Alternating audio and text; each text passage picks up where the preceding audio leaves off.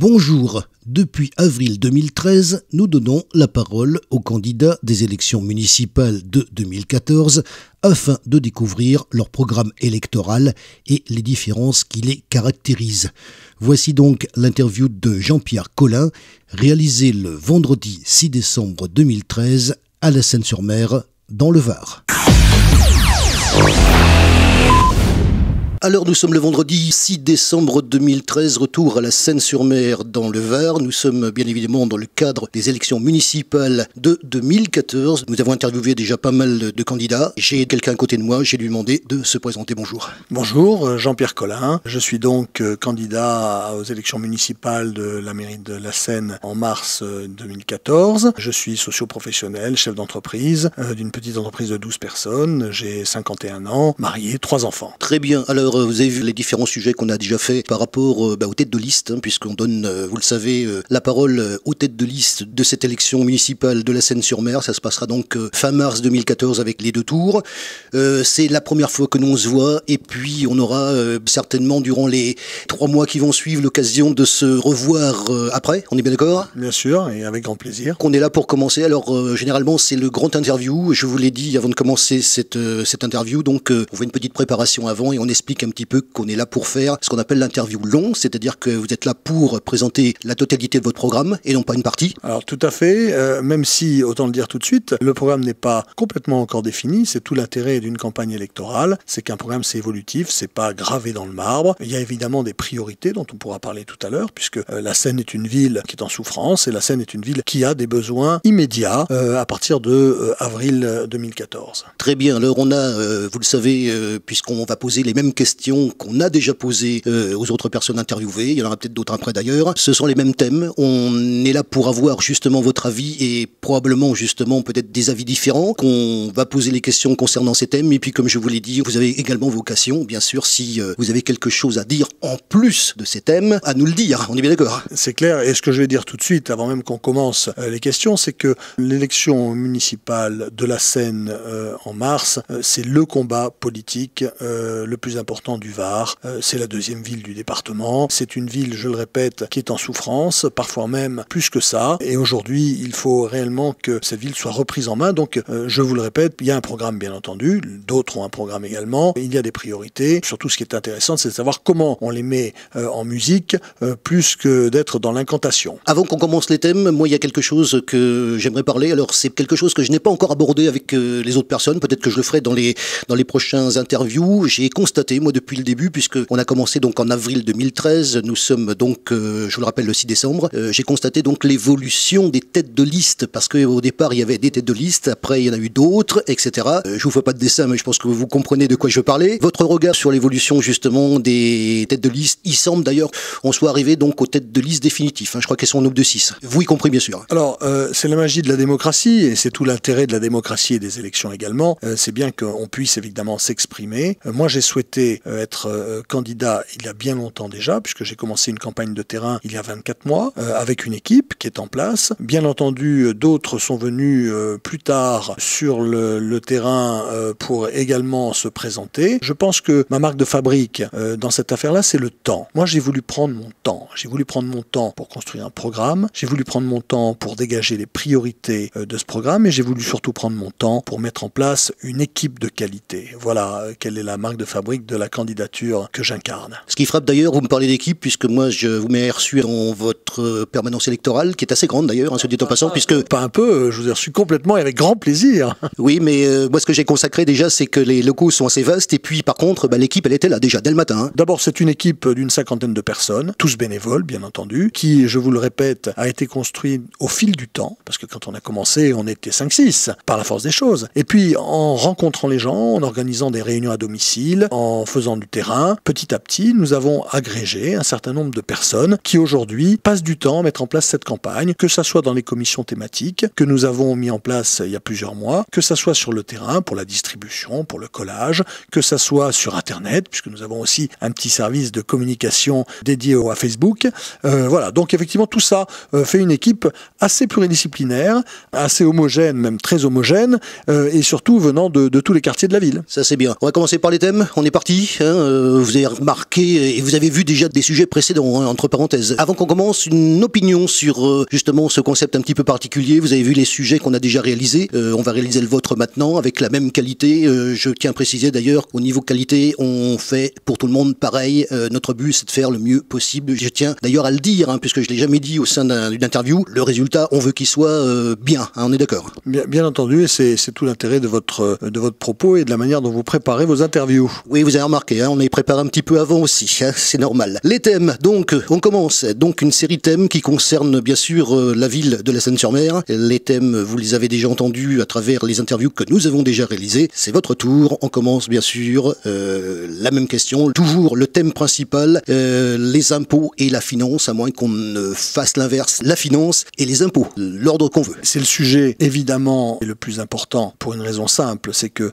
lorsqu'on se compare à d'autres villes, on se rend bien compte qu'il y a un souci. Lorsque vous êtes propriétaire de 70 mètres carrés aux Sablettes, vous payez entre la taxe d'habitation et la taxe foncière, vous payez 4 000 €. Tout ça est beaucoup plus cher que ce qu'on peut payer à Toulon, à Marseille ou à Paris. Ça devient insupportable pour les gens et vous le voyez bien, il y a un ras-le-bol fiscal au-delà de la fiscalité locale. Il y a un ras-le-bol fiscal général et aujourd'hui, c'est une extrême urgence. Alors après, la vraie question, c'est pas de dire ça, parce que ça, c'est le poids des années qui a entraîné cette situation. Et je le dis clairement, c'est pas juste la période Marc Villemot qui a entraîné cette fiscalité débordante à la Seine. C'est depuis 20 ans, 30 ans, 40 ans, un dépassement de la norme, on va dire ça comme ça. Donc il va falloir trouver des moyens. Les moyens, c'est quoi? Il y en a plusieurs. La première des choses, c'est que la nouvelle municipalité va devoir être exemplaire en termes de fonctionnement. Exemplaire, ça veut dire qu'il va falloir serrer les boulons, il va falloir faire en sorte que l'on fasse aussi bien et certainement beaucoup mieux avec des moyens qui seront étudiés, qui seront contrôlés. Et j'insiste là-dessus car on le voit bien sur un certain nombre de sujets, comme en ce moment les histoires de crèches que nous avons malheureusement à gérer. On voit bien qu'il n'y a pas de contrôle en mairie. Donc c'est bien le sujet. Je reviens sur la fiscalité. Il est clair que nous allons devoir avoir un budget de fonctionnement revu à la baisse. Autant le dire clairement, puisqu'il y a un certain nombre d'études qui ont été faites il y a peu de temps, les Français ont basculé. Ils ont basculé, ils comprennent aujourd'hui que nous ne pouvons plus vivre avec une administration pléthorique.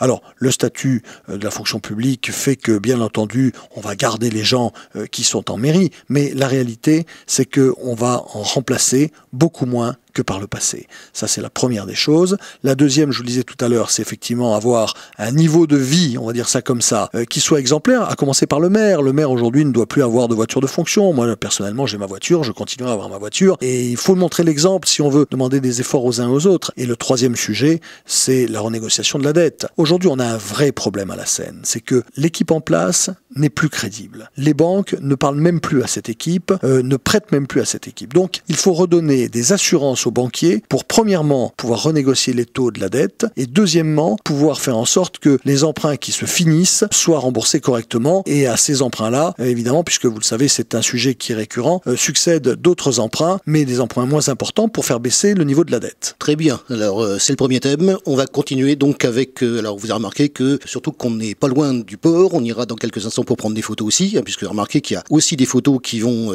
illustrer nos propos. On va continuer donc avec le port du Lazaret, auquel je mettrai aussi, bien évidemment, la valorisation du littoral. Alors, c'est un sujet très important. Nous avons ce potentiel extraordinaire à la Seine. Vous le savez, 22 km de bande côtière. Il est bien évident que si vous parlez du port, vous parlez aussi du tourisme, vous parlez du nautisme, et vous parlez de ce projet global, qui était le projet global économique. Aujourd'hui, quel est le projet global économique de la Seine? C'est forcément le tourisme. Nous n'en avons pas d'autre. Aujourd'hui, malheureusement, les chantiers ont fermé il y a déjà 30 ans. Il faut se dire qu'il n'y a plus de vocation industrielle à la Seine, pas qu'à la Seine d'ailleurs. Il n'y a plus de vocation industrielle dans le sud de la France, en particulier dans les endroits où le foncier est trop cher. Je prends un exemple tout bête. S'il y a 15 ans, Toyota s'est installé à Valenciennes, c'est bien parce que le foncier était moins cher que dans le sud. Il y a donc aujourd'hui une vocation qui est une vocation touristique, mais qu'il faut aménager préparé, ce qui n'est pas du tout le cas aujourd'hui. Je vous donne juste un seul exemple. Vous parlez du port, on peut parler des croisiéristes,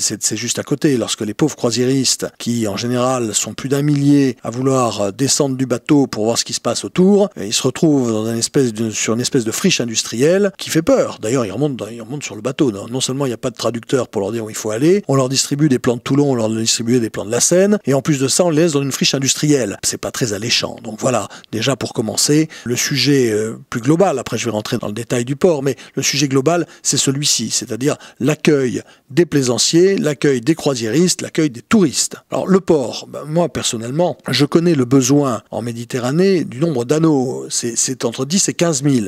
Je ne suis pas très inquiet sur les 600 anneaux de la DSP qui va se mettre en place, et ils seront prévendus très rapidement. L'intérêt pour moi, c'est d'avoir un port qui soit un port dynamique et non pas un garage à bateau. Là, il est très important de gérer cela avec le concessionnaire parce que bien entendu, il y a un sujet qui est concomitant au premier que vous avez évoqué tout à l'heure, c'est-à-dire la fiscalité. Nous ne pouvons développer le tourisme à la Seine qu'avec des partenaires privés. Comme il n'est pas question de plus endetter la Seine, comme il n'est pas question d'augmenter les impôts, mais plutôt de les baisser très rapidement pour donner un signe positif à la population, ça veut dire qu'il faut donner confiance pour que des investisseurs privés, qu'ils soient banquiers ou qu'ils soient investisseurs dans le tourisme, viennent s'intéresser à la Seine. Je sens, je vous le dis très franchement, qu'il y a une volonté d'un certain nombre de prestataires de venir à la Seine. La seule chose qui manque aujourd'hui, c'est la confiance dans l'équipe en place. Très bien. Alors, on va continuer par le thème suivant, qui a un petit peu rapport d'ailleurs avec le thème précédent, puisqu'il s'agit de la Grande Plaisance. Alors, vous avez raison, c'est un tout. C'est difficile de séquencer le port, la Grande Plaisance, la croisière.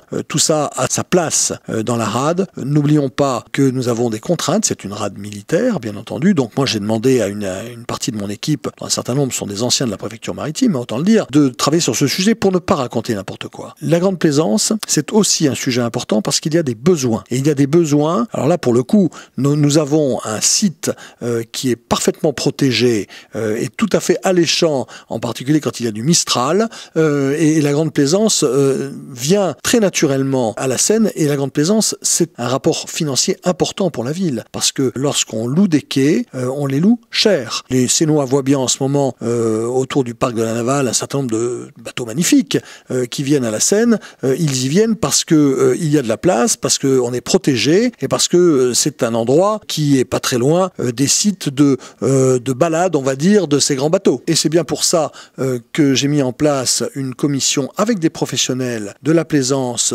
mais également de la Grande Plaisance et des croisiéristes, pour que tous ces gens-là travaillent ensemble pour sortir un projet commun et un projet, je dirais, général, ambitieux, mais également un projet réaliste. Très bien. Et on passe au thème suivant, qui est donc sport et jeunesse. Nous avons à la Seine 12 000 licenciés pour le sport, ce qui est énorme. Ça veut dire quoi? Ça veut dire que c'est une ville sportive, c'est une ville dont les associations sportives et culturelles, puisqu'on parle de sport et de jeunesse, mais on peut parler de culture aussi, tout ça est assez proche, les associations sont très importantes. 20 000 licenciés au-delà du sport, 20 000 licenciés sur 65 000 personnes, c'est gigantesque.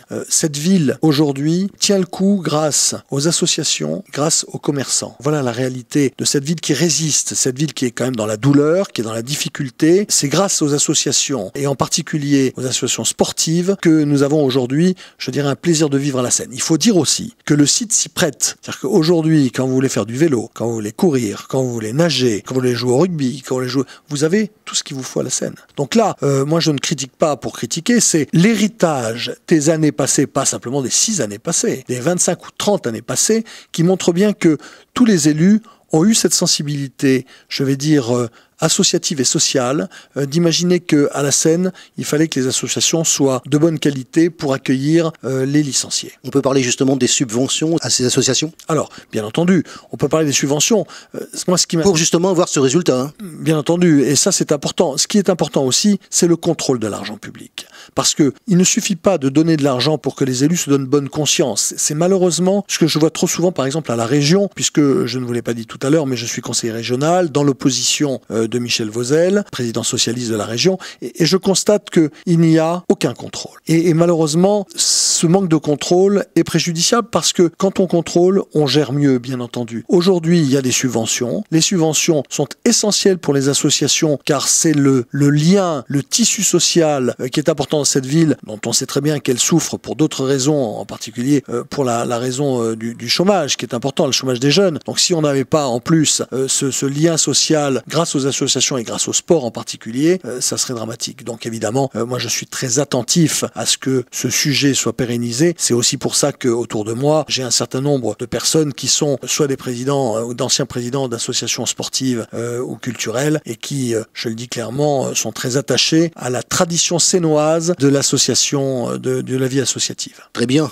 Le thème suivant, on continue la liste des thèmes. Le thème suivant, la police municipale. Alors voilà un sujet sur lequel je suis en totale opposition avec la mairie actuelle. C'est pas le cas de tous les sujets, mais ça c'est un sujet qui est important. Aujourd'hui, la police municipale a été complètement démobilisée par l'équipe de Marc Villemot. Et quand je dis complètement démobilisée, il faut savoir ce qu'avait mis en place Arthur Pecht auparavant, un îlotage dans les quartiers, une police municipale qui faisait même un îlotage de nuit qui a été supprimé, une police de l'environnement qui a été supprimée également, et aujourd'hui une police municipale qui malheureusement, et malheureusement pour elle on va le dire, mais également malheureusement pour la population, est un peu cantonnée dans son rôle de procès-verbal d'automobile. Ça, je le dis clairement, ce n'est pas l'essence même de ce que j'imagine pour la police municipale de la Seine. Très bien, et on passe donc au thème suivant, qui est donc le personnel communal. Le personnel municipal, c'est un sujet très important, d'abord parce que il y a 1750, je crois très précisément, fonctionnaires municipaux. Tout à fait entre nous, il y en a 350 de plus depuis l'arrivée de Marc Villemot. Je crois ne pas me tromper en disant qu'un certain nombre de fonctionnaires municipaux aujourd'hui profitent de la situation, même si évidemment, je sais très bien que d'autres sont exemplaires dans leur travail. Mais quand vous avez 21% de taux d'absentéisme dans une ville, c'est que ça ne va pas. Je prends en comparaison une grande et une petite ville. Pensez-vous qu'il y a 21% de taux d'absentéisme dans la ville d'Hubert-Falco à Toulon ou dans la ville de Ferdinand Bernard à Sanary? Eh bien, je vais vous dire, la réponse est non. On est plutôt entre 8 et 10, donc c'est quelque chose qui ne va pas. Mais vous savez, c'est toujours pareil. Quand à un moment, il n'y a pas d'exemple au sommet, il est bien évident que plus bas, l'exemple n'est pas donné et les gens, à un moment, ne voient plus très bien quel est leur rôle. Moi, ce que je souhaite, c'est que le personnel municipal soit redistribué sur le territoire, que le personnel municipal, qui est un vrai enjeu pour la ville, un enjeu financier, un enjeu de service, est aujourd'hui un programme. Et quand je dis un programme, ça veut dire qu'il faut redonner au personnel municipal une ligne de conduite. Ce n'est pas le cas aujourd'hui, je le déplore, et je vais dire que lorsque nous serons aux affaires à partir du mois d'avril, le personnel municipal peut compter sur moi pour avoir une ligne directrice très claire sur ce que l'on attend de la municipalité administrative. Très bien. Alors, je vous le dis quand même par rapport à l'ordre des thèmes, puisque le thème suivant, ça devait être la vie associative. Je crois qu'on l'a évoqué donc dans un thème précédent. Je crois qu'on peut considérer que c'est fait. Ou quelque chose à rajouter? Oui, sans répéter ce que je vous ai dit tout à l'heure, plus de 200 associations. Aujourd'hui, des associations, je parle d'associations actives, bien entendu. C'est la force de cette ville. Et je le répète, c'est la force de cette ville avec les commerçants courageux également. C'est eux qui tiennent la ville aujourd'hui. Très bien. Et on continue par quelque chose d'important. On le voit d'ailleurs le soir, et c'est à vous à me le dire, concernant donc les transports, auxquels j'ajoute immédiatement TPM Toulon Provence Méditerranée. Vous avez raison, parce que là on passe sur un sujet d'agglomération. Le transport à la Seine, c'est un vrai sujet, le matin, le soir en particulier. Alors, plusieurs choses. Tout d'abord, d'une manière très sage, Hubert-Falco a souhaité attendre que le deuxième tube de Toulon ouvre d'ici quelques semaines, pour regarder quelles étaient les conséquences sur la circulation dans la totalité de l'agglomération. Moi, je souscris complètement à cette démarche qui est une démarche prudente. Deuxièmement, je souhaite que dans le cadre du transport en commun en site propre, le BHNS, le bus à haut niveau de service, nous soyons prioritaires et que la ligne Toulon-La Seine soit la première ligne mise en service. Aujourd'hui, nous avons la capacité foncière de le faire et je crois que c'est l'extrême urgence, avec un deuxième point qui est important, et j'en discutais avec mon collègue du conseil régional, Yannick Chenevard, vice-président de TPM chargé des transports, avec évidemment le développement du transport maritime, qui aujourd'hui est un transport de qualité mais méconnu, que nous devons amplifier. Et je ne prends qu'un seul exemple. Lorsqu'il y a eu la Tall Ship, vous vous en souvenez, Ah oui, j'y étais. Parfait. J'ai interviewé Michel Balic, l'organisateur, quand même. On a quand même fait ça. Hein. Très bien. Donc ce magnifique événement, vous avez bien vu que les Sénois qui se sont aperçus qu'on ne pouvait plus rentrer à Toulon ont tous pris le bateau. D'ailleurs, j'ai moi-même fait quelques allers-retours en navette pour m'apercevoir qu'on laissait entre 150 et 200 personnes sur les quais. C'est donc que le potentiel existe. Donc notre travail à TPM pour les transports, et je suis très attaché à ce sujet des transports parce que vous le voyez bien vous-même, c'est un vrai sujet quotidien de perte de temps pour les Sénoises et les Sénois. Ce sujet-là va être un des sujets principaux de notre programme vis-à-vis de TPM. Il va falloir faire entendre notre voix qui n'est pas assez entendue aujourd'hui. Donc je le répète, priorité à la ligne de transport en commun en site propre entre Toulon et la Seine, et deuxièmement, développement du transport maritime. En vous écoutant, vous me donnez une idée de question, parce que c'est une question justement que je n'ai pas posée aux autres personnes. Je le poserai peut-être la prochaine fois, puisque vous me parliez donc des gens qui restaient sur le quai. Donc on connaît les lignes maritimes justement, puisque je suis venu avec ce matin. Hein, et donc il y avait donc une ligne qui, alors je sais pas si elle est en souffrance, je sais pas si on peut dire ça, entre justement, alors on sait maintenant grâce à une personne qui se reconnaîtra que les Sablettes c'est un quartier de la Seine-sur-Mer, nous sommes bien d'accord.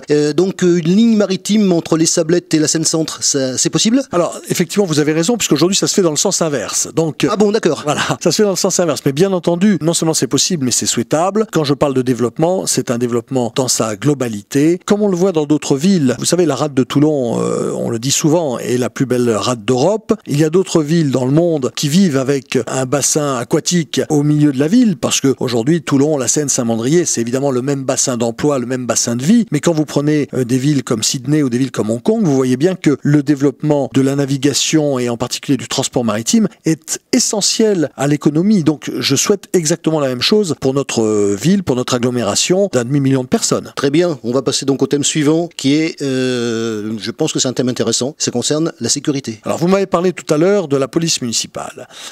J'aurais pu effectivement parler de la sécurité parce que c'est, même si la police municipale ne fait pas tout, je crois qu'il faut qu'il y ait un lien très fort entre la police municipale et la police nationale. Pourquoi? Parce qu'effectivement, vous avez une conjonction de moyens et une mutualisation de moyens qui doit exister. Aujourd'hui, on sent bien que dans un certain nombre de quartiers, en particulier dans le centre-ville, le sujet de la sécurité est essentiel. Vous savez, moi je suis allé tout seul me balader à minuit dans le centre-ville. Je ne le conseille pas aux Sénoises parce que c'est dangereux. Je le dis clairement, c'est dangereux. On y rencontre des trafiquants de drogue, on y rencontre des gens qui nous mettent dans une certaine insécurité et ça, ce n'est pas acceptable. Alors pour la sécurité, vous avez deux choses. D'abord, il ne faut pas hésiter à éclairer. Parce que vous savez, très souvent, l'insécurité, c'est aussi dû au manque d'éclairage. Donc ça, c'est le premier point, c'est pas l'essentiel. Et après, il faut ce que je vous ai dit tout à l'heure, il faut de l'îlotage de la police. Si vous n'avez pas d'îlotage, vous avez de l'insécurité. Et moi, c'est ce que je demanderai en particulier à la police municipale de la Seine. Juste derrière, je ne sais pas si c'est un rapport, à mon avis oui, ça concerne les caméras de vidéosurveillance. Là aussi, c'est essentiel. Ça fait partie aujourd'hui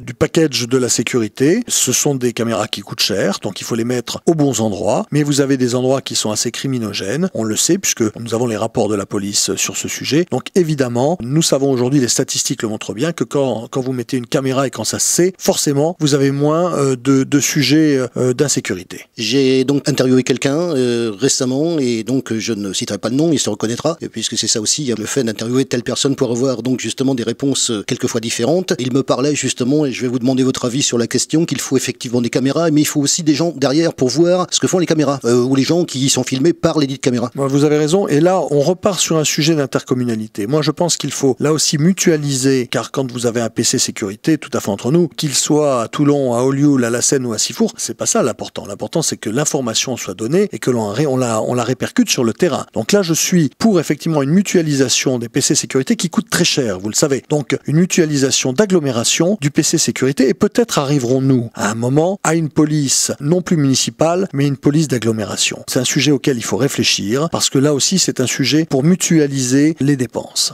On sent bien qu'il faut aujourd'hui donner de la sécurité aux gens qui en manquent. C'est un outil. Cet outil à mon avis doit un jour devenir un outil d'agglomération. Ça coûte une fortune. Donc moi je serai en réflexion dans le cadre de TPM sur ce sujet-là pour que effectivement on ait, je le répète, une mutualisation des moyens. Très bien. Et donc dans les thèmes nous avions quelque chose. Alors on a noté ça et puis Vous avez regardé un petit peu ma liste de thèmes, voilà, vous avez regardé par-dessus mon épaule, mais c'est très bien. Et donc, on avait noté une question concernant la Royal Caribbean. Ouais, alors, au-delà de ça, Royal Caribbean et puis surtout les croisiéristes, c'est aujourd'hui une manne importante pour plusieurs raisons. D'abord parce que vous avez 1 à 2 fois par semaine 4 à 5 000 personnes qui sont à quai à la Seine, qu'il faut accueillir, je vous le disais tout à l'heure. Et puis surtout, il faut aller chercher les croisiéristes. Il ne faut pas simplement attendre que les gens viennent parfois par hasard parce qu'il y a du Mistral et qu'ils ne peuvent pas s'arrêter à Marseille ou à Toulon. Il faut aller pour ça dans les salons. Il y a des salons en Europe où on négocie et où on vend notre destination. Aujourd'hui, ce n'est pas fait correctement et ce n'est même pas fait du tout parce que, je le dirais très clairement, il y a un sujet qui politiquement nous éloigne de l'équipe actuelle, c'est l'économie et c'est le dynamisme économique.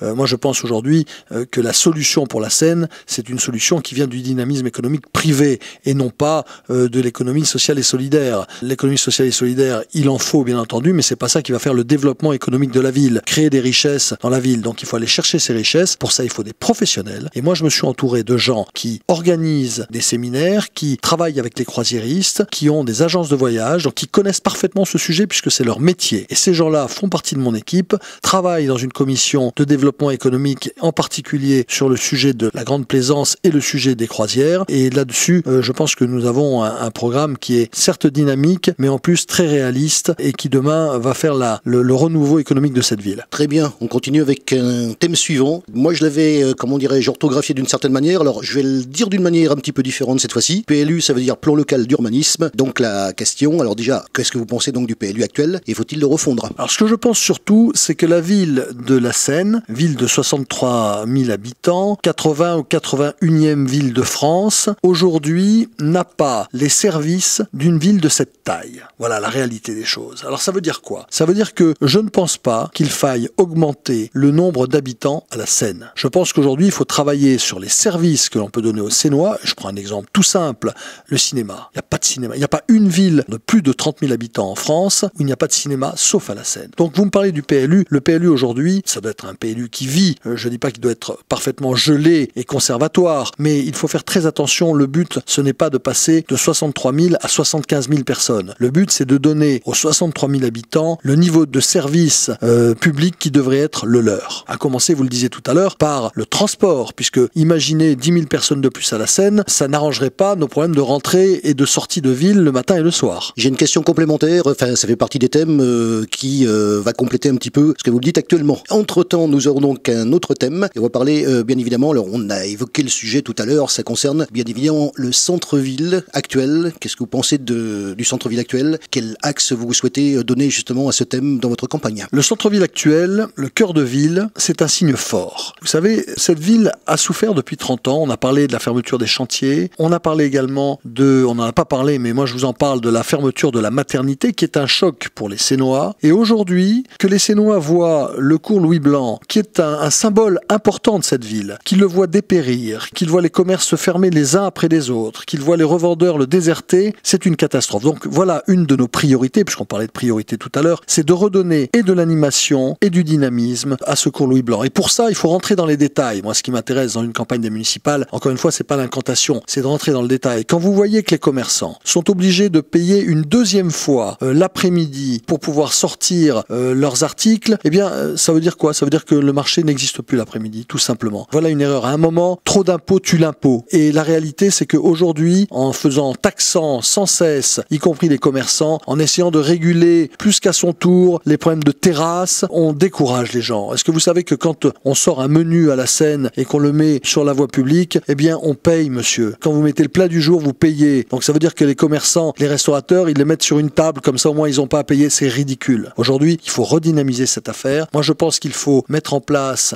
un marché provençal sur le cours Louis Blanc, quitte à créer d'ailleurs un marché du Levant, on va dire les choses clairement, sur un autre endroit de la ville, et pourquoi pas à la Cité Berthe. Mais aujourd'hui, il est clair que le marché provençal, si on veut le vendre au tourisme, il doit être cours Louis Blanc, il doit être aménagé, il doit même y avoir des nocturnes le soir, bien entendu, il doit y avoir une animation musicale qu'il n'y a pas aujourd'hui. On est en train de laisser les commerçants du cours Louis Blanc mourir, et pour moi, c'est insupportable. Je dirais là aussi que nous n'avons rien inventé. Regardons la renaissance du cours Lafayette à Toulon. Eh bien, nous allons faire exactement la même chose. Il n'y a pas de raison que Toulon le réussisse et que la Seine ne le réussisse pas. Regardons le marché marché d'Olioul, Robert Benevinti a fait de ce marché-là un marché exemplaire. Nous allons faire la même chose parce que nous avons le dynamisme et il y a dans mon équipe un certain nombre de personnes qui travaillent sur ce marché, soit commerçants, soit revendeurs, et je peux vous dire qu'ils ont le dynamisme pour en faire revivre le cours Louis Blanc, qui, je le répète, est un symbole de la ville. Très bien, on continue par un autre thème, ce sera peut-être le dernier, mais au niveau des thèmes, hein, bien évidemment. Faut-il préserver l'espace non construit? C'est une question qui est proche de celle que vous m'avez posée juste avant, celle du PLU. La réponse est oui et non. Si par exemple vous me dites faut-il conserver en l'état le bâtiment des ateliers mécaniques, la réponse est non, bien entendu. Il faut effectivement que cet endroit-là devienne le projet touristique et de loisirs dont a besoin la ville. Et là, vous me parliez juste avant du cours Louis Blanc. Il est très important que le projet des anciens chantiers de la navale, ou en tout cas le projet du foncier des ateliers mécaniques, soit complémentaire de ce que l'on fait aujourd'hui dans le centre-ville. Il n'est pas question qu'il y ait de concurrence entre le centre-ville et le projet de développement sur les ateliers mécaniques. Les ateliers mécaniques, c'est un projet de tourisme, c'est un projet de loisirs. Il ne faut absolument pas que cet endroit-là tue définitivement le centre-ville. Pourquoi est-ce que je vous dis ça? Quand Marc Villemot prend la décision seul, avec son directeur des services et sa directrice de cabinet, de donner un bail à construction à la société Imochamp. Alors heureusement pour nous, le tribunal administratif vient de dire qu'il ne s'agissait pas là d'un acte administratif, donc comme c'est pas un acte administratif, on peut imaginer que c'est simplement un effet d'annonce électorale. Mais quand il pilote cela et qu'il propose à la société Imochamp de venir s'installer dans les bâtiments des ateliers mécaniques, dans les 28 000 mètres carrés, bien évidemment, nous sommes contre. Pourquoi? Parce que la société Imochamp, c'est la société immobilière du groupe Auchan. Et le groupe Auchan, qui peut certes faire des cinémas et faire venir une chaîne d'hôtels, a pour vocation, dans 1 an, dans 5 ans, dans 10 ans, de mettre en place une grande surface. Nous en avons déjà trop. Les grandes surfaces, on les a dans le nord de la ville, et une grande surface à cet endroit-là tuerait définitivement le cours Louis Blanc. Et je ne le veux pas. Je suis d'accord pour un projet de loisirs et un projet touristique, certainement pas pour un projet de grande surface alimentaire. Très bien. Alors, on a terminé la liste des thèmes. Je suis ici, je vous le rappelle, puisque je le rappelle à chaque fois, nous sommes donc dans votre permanence, hein, ici, donc au centre-ville de la Seine-sur-Mer. Dans le cadre des élections municipales de 2014, nous avons déjà interviewé un certain nombre de têtes de liste. Vous êtes justement interviewé aujourd'hui. C'est notre premier entretien, long entretien. On aura l'occasion, je l'espère, de se revoir après, plus tard, si bien sûr vous voulez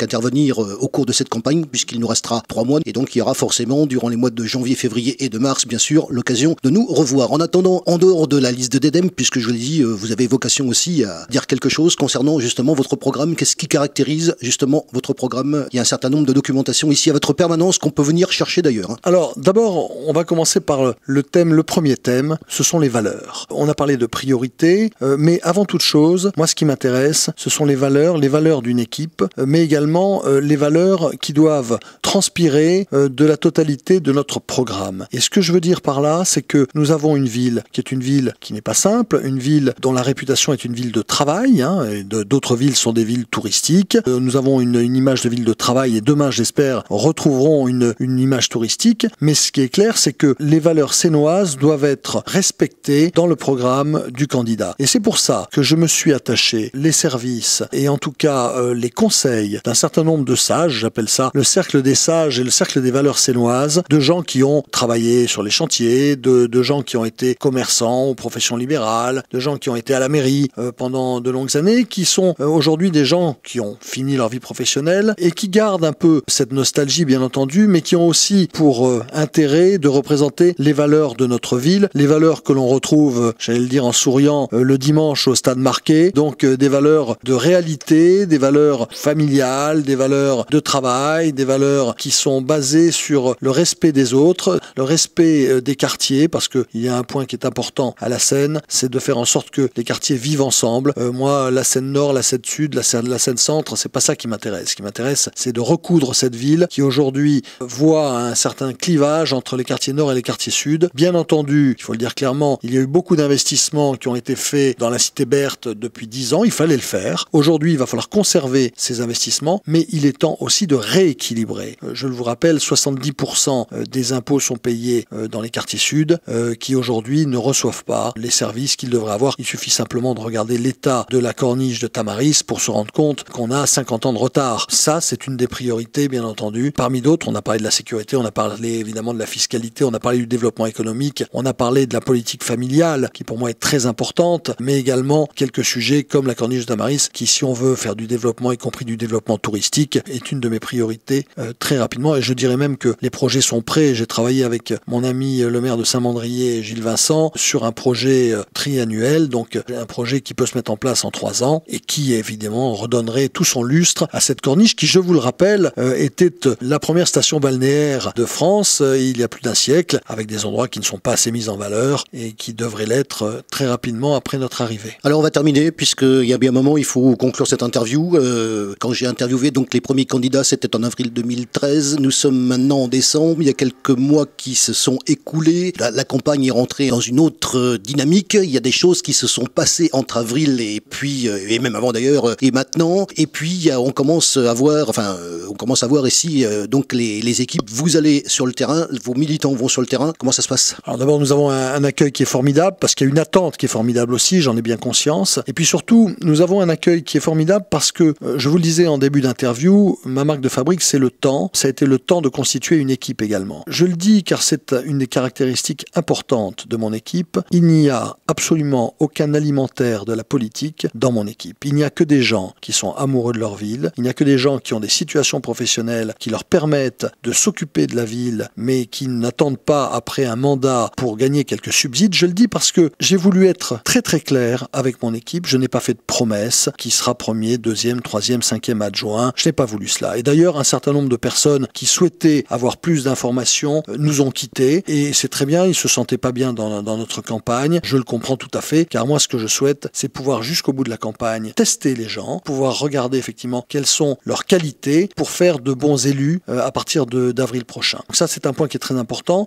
Pour le reste, bien entendu, il faut bien le dire, il va y avoir un certain nombre de candidatures. La mienne, vous le savez, est une candidature de rassemblement, une candidature d'union. Moi, je le dis et je le redis. Je le dis depuis plus de 6 mois, l'union, l'union, l'union. Je veux absolument que le centre et la droite gagnent cette élection. On n'attendra pas de moi d'être le fossoyeur de mon camp. Bien au contraire, je prenais cette union et je le prendrai encore avant le premier tour et entre le premier et le deuxième tour. En attendant, vous êtes tête de liste. On a donc vocation à interviewer donc les têtes de liste à cette prochaine élection municipale. Justement, vous étiez donc interviewé dans le cadre des élections municipales de la Seine-sur-Mer. Ça se passera en mars 2014. C'était donc notre première rencontre et ce premier grand interview. Nous aurons certainement vocation à nous retrouver dans quelques temps, au cours des mois de janvier, février et mars. Je vous remercie de nous avoir reçus à votre permanence et puis on se dit à très bientôt. Merci à vous. Vous êtes ici chez vous, donc vous revenez quand vous voulez.